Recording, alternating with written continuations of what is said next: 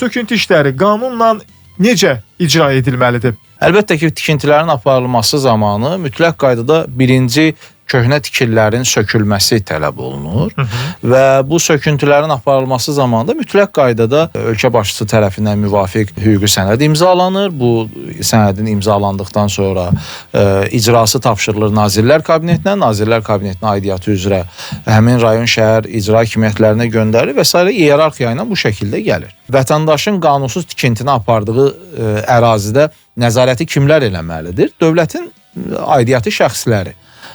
Bu tikinti artıq getdikdən sonra mütləq qaydada bununla bağlı, əgər aşkarlanırsa, vətəndaşa bununla bağlı dərhal məlumat verilməlidir.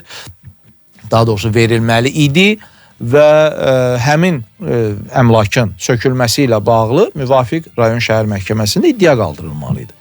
Əgər bu hallar baş verməyibdirsə və dövlət məmurları vətəndaşların o dırnaqarası qanunsuz tikintilərinə göz yumurlarsa, nəticə itibarilə artıq həmin tikintiyə tanıyırlar. Əsasən də Bakı şəhəri ərazisində müəyyən şirkətlər, tikinti şirkətləri işə aparan zaman dövlətin adından istifadə edirlər. Deyirlər ki, mən pilot layihəni icra edirəm.